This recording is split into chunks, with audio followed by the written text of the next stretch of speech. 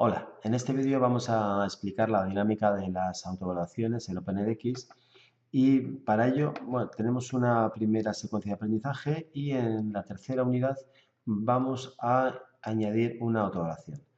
De acuerdo, entonces elegimos la opción Problem y nos aparece un repertorio bastante grande de opciones, pero si nos fijamos en realidad son 5, porque las otras 5 son las mismas opciones que arriba, más pistas y retroalimentación. Ahora veremos cómo se muestra esto.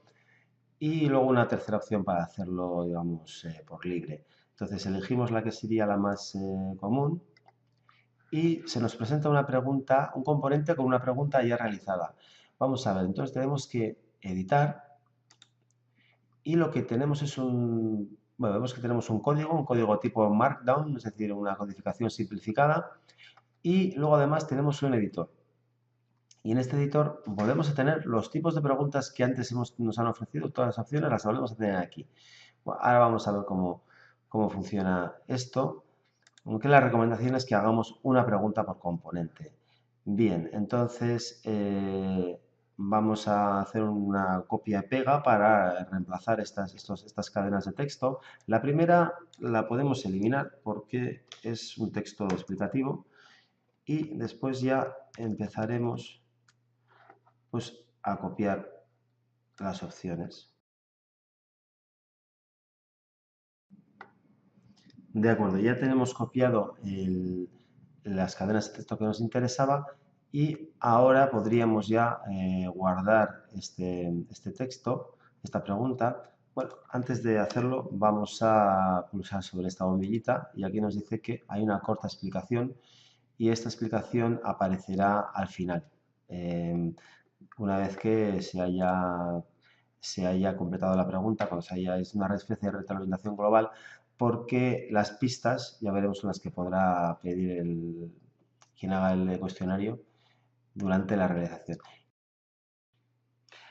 Recapitulamos entonces la sintaxis de esta pregunta. Vemos entre estos corchetes el enunciado de la pregunta. Después de estas barras encontramos el subtítulo de este enunciado. Después las distintas opciones con la X, cada una de ellas con unos paréntesis, la X marcando la que es correcta. Estas opciones para incluir la retroalimentación.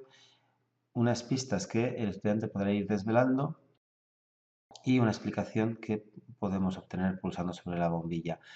Antes he dicho que recomendaba no usar más de una pregunta por componente porque este elemento de pista solo funciona para una de las preguntas y se aplicaría únicamente a la última de las preguntas. Entonces, por eso, si queremos usar pistas, deberemos usar una pregunta por componente. Finalmente tenemos los ajustes de este componente y en primer lugar comentar que aquí tenemos el título de este componente que puede ser un poco redundante con el título de la unidad que ya tenía nombre de autoevaluación, pero tenemos que poner algo de otra manera contra problem, de manera que pues vamos a poner, bueno, este mismo vamos a dejarlo, pero en el otro real habría que cambiarlo.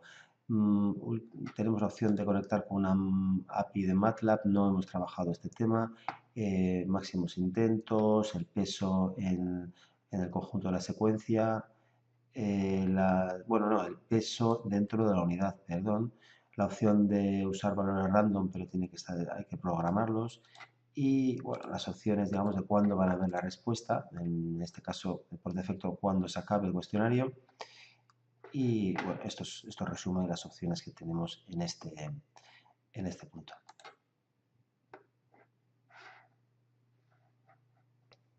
Antes de pasar a ver cómo ha quedado la pregunta en el LMS, pues tendremos que publicar esta pregunta. Lo podríamos hacer usando este botón o lo podemos hacer volviendo a la segunda de aprendizaje usando estas flechas, ¿no? Puedo publicar a este nivel o a este nivel y de esta manera queda todo publicado, listo para ser revisado en el LMS.